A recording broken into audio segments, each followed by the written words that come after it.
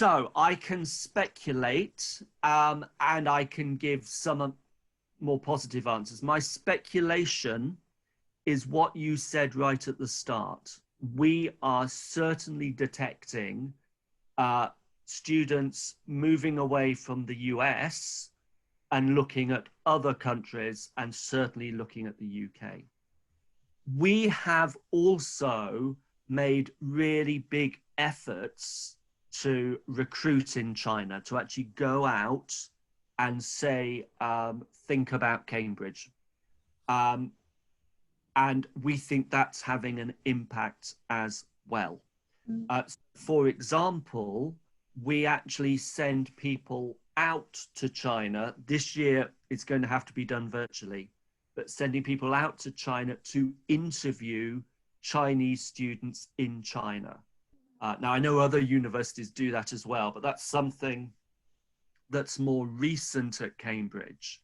But it was an example of us going out rather than expecting Chinese students to come to us for interview. It really shows a sense of commitment that you have for that market. Yeah. And I mean, the really important message is we are totally committed. Absolutely. Our message is we're not going to discriminate against or in favor of particular countries.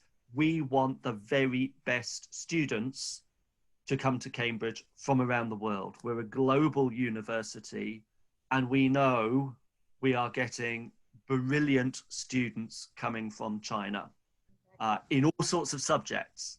And we want more brilliant students to come to Cambridge. Which brings me to my next point, actually, the trend we've been seeing having these interviews with the different universities in the United Kingdom is that we're seeing that the universities are willing to bend over backwards for these Chinese students. Take QUB, for example, who are doing chartered flights just for the Chinese students. What kind of support does the University of Cambridge do for these Chinese students? Right. So, I mean, specifically on charter flights, that is something we were looking at, and we didn't pursue, actually, largely in consultation with our Chinese Student Society in Cambridge. We worked really closely with them.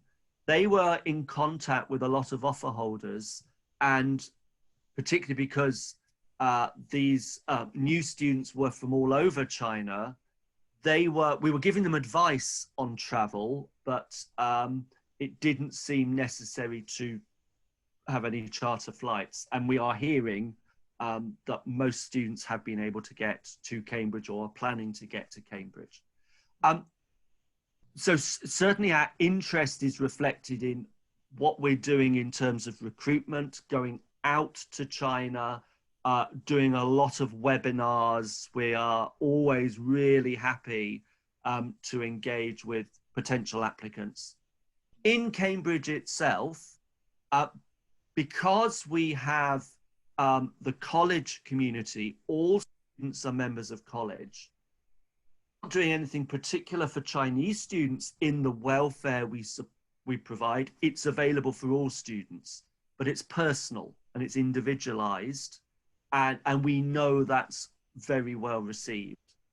But as I say, we have a really strong student community that are supporting themselves, the Chinese community in Cambridge, but working really closely with the university and with the colleges as well. So if there are particular concerns, and we know there sometimes are, through that and through the colleges, we're able to provide support.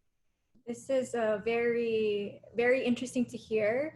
Not only an message of openness, but really actions.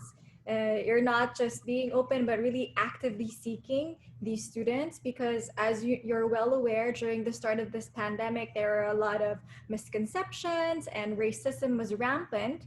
And so for these parents, for these students, the number one priority for them is safety and security.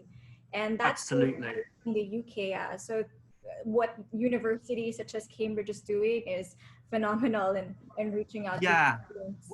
Well, thank you. But I do want to add something, because we know there are difficulties. So certainly in February and March, when students were in Cambridge still, there were a few very disturbing reported cases of racism, of harassment aimed at Chinese students.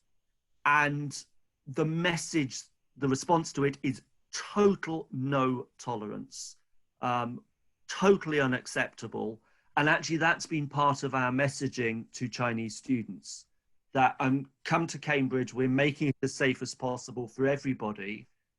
I think that what we were seeing, and it was rare, but it was happening in February and March, isn't going to happen now. I think there was an awful lot of misunderstanding.